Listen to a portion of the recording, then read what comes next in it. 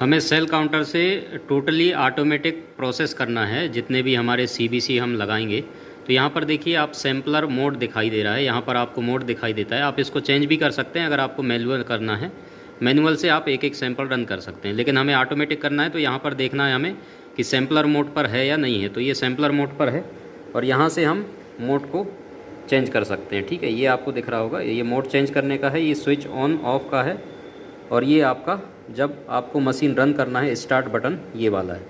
ठीक है, बाकी इसमें आपको रैक दिख रहे होंगे, तो ये जैसे ही आप इसमें ओपन करेंगे इस तरीके से तो ये आपको यहाँ पर नंबरिंग 10 आपको इस साइड हैं, 10 आपको इस साइड हैं, तो आप एक बार में 20 सैंपल आप इसमें रन कर सकते हैं। ठीक है, तो हम इसमें लगा देते हैं अभी हमारे पास जो भी सैंपल हैं। तो इस तरीके से जो ये ईडीटी वायल है इसमें आपको देख लेना है कि ये सैंपल क्लॉटेड तो नहीं है, बाकी आप मिक्स करें ना करें वो दिक्कत नहीं है, लेकिन सैंपल क्लॉट नहीं होना चाहिए। अगर क्लॉटेड सैंपल आप रन करते हैं तो आपका रिपोर्ट जो है या रिज़ल्ट जो है वो गलत आ सकता है। अब ये बारकोडेड सैंपल हैं, आप इनको सिंपली रख दीजिए, इनकी एंट्री हो चुकी है तो आप सिंपल इनको इस तरीके से रख देंगे। ठीक है, बाकी कैप का ध्यान रखना है, कैप अच्छे तरीके से लगे हों, क्योंकि कैप अगर खुल जाएगा तो अंदर जो है जाकर के ब्लड पूरा गिर सकता है, तो इसलिए कैप का ध्यान रखिए, कैप अच्छे से आप इनको लगा करके रखिए। तो इस तरीके से आप इनको रख देंगे। ठीक है, रख करके आप सिंपल कैप ये पूरा इसको इस तरीके से बंद कर देंगे। जैसे ही बंद करेंगे तो यहाँ पर ग्रीन लाइट जल जाता है। ठीक है, तो उसके बाद ये हमें बटन को जो है प्रेस करना है, तो जैसे ही प्रेस करेंगे तो हमारा मशीन जो है ऑन हो जाएगा। तो इसको मैं क्लिक कर देता हूँ और आपको दिखाता हूँ प्रोसेस कैसे चलता है। तो इस तरीके से दबा दिया, अब ये लाइट जलने लगा। ठीक है, अब अंदर जब आप देखेंगे इस तरीके से इसका ये होल्डर है। ठीक है, पहले ये चेक करता है इसको।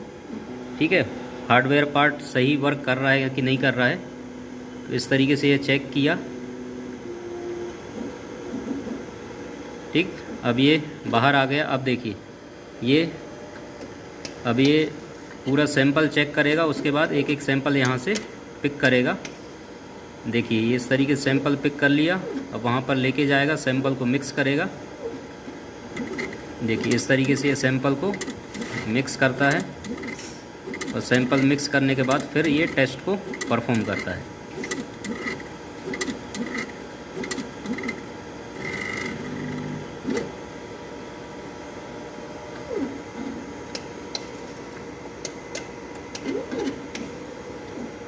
ठीक है, तो इस तरीके से अब ये यहाँ पर अंदर चला गया, बार कोडिंग हो गई, बार कोड रीड हो गया। अब उसके बाद ये सैंपल टेस्टिंग के लिए अंदर चला गया। अब ये सैंपल इसमें से टेस्ट परफॉर्म करेगा।